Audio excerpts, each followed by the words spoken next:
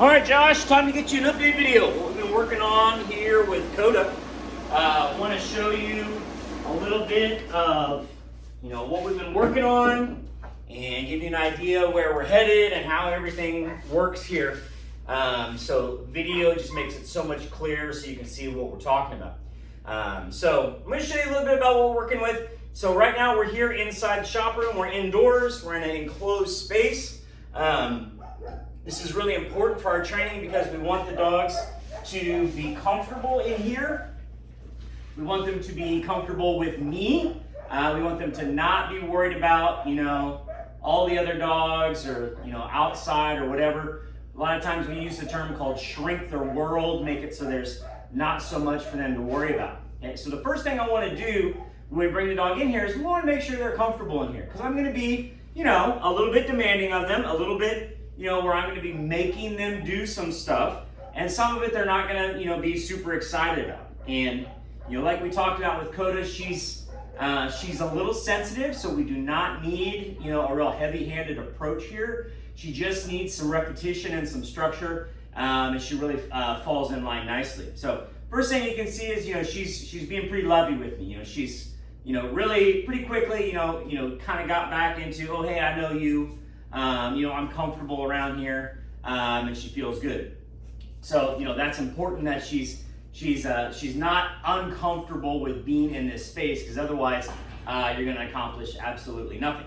Okay, so first thing we do once we get her in here, get her acclimated, is we want to do a little bit of introduction to birds. So we start off bird introduction. I got a little blue-winged teal here. And you can see how immediately she's interested in the bird. We use blue-winged teal because they're very plentiful here. I shoot a bunch of them right behind the house in our little wetlands. And so I've always got some in the freezer. And they're nice and small, so it's easy for a dog to pick up. They're not much bigger than a bumper or a toy. But they still got, the look and the smell and the feel of a real bird. So what we're doing here is we're just going to just tease her with it a little bit. I want to give her the chance to go and pick it up, which of course she immediately did. There she's a little bit kind of like, she dropped it, but that's okay. I'm all right with that. I just want her excited about the bird because we want her to think birds are the greatest thing ever.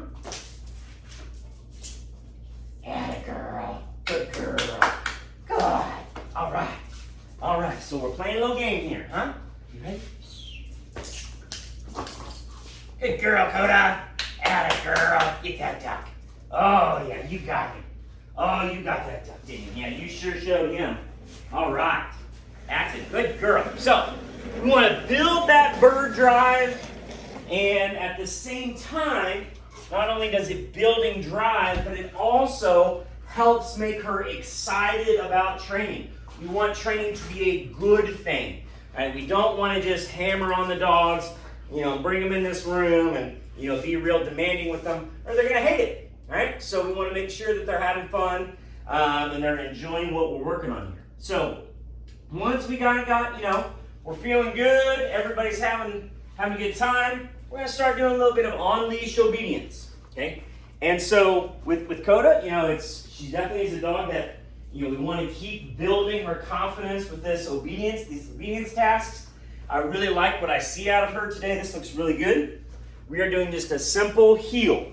Okay, and heel for me is I want her nose in front of me, I want her tail behind me, and I want her within one dog width of my left side.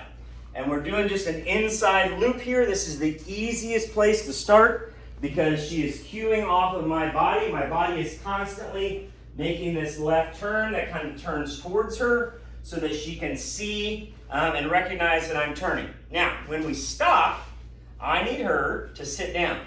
This is where she has a little bit of a struggle. So Kota does not like sitting. Okay, so I'm applying a little bit of upward pressure to her neck, and I'm going to push down on her bottom, back here, on her hips.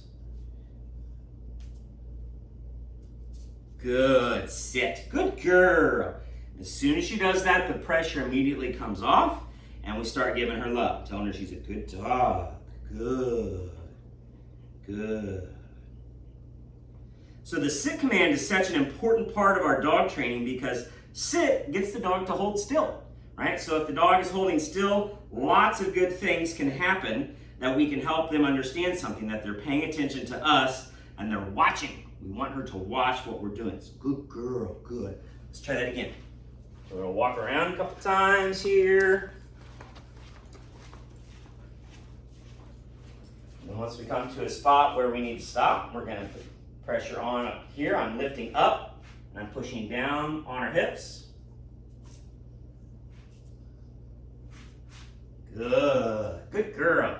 Took much less pressure that time. Good girl. Good, that's a good dog. All right, good, good. Okay, so that's one step we gotta get hammered out here. Next thing we need to do is after we got her to heel and we got her to sit, we need to teach her the command here. So the way that we do that is kind of like heel, but it's backwards. So I'm gonna bring her out in front of me. Kota, here. Here. Good. Heel. Sit. Constant pressure. Good. Slow, steady pressure. Don't need to push hard. Good girl. Good. One more time. So I'm throwing a lot of obedience commands at Kota here. Good job. Good. And jump in the other direction this time. Kota, here. Here. Heel. Sit. Good dog. Good. Good girl. That's a good dog. So, I think Kota's got a lot of potential. I think she's going to turn into a really nice dog. Good girl. Good sit. But we're making baby steps on this obedience training. She's going to be good.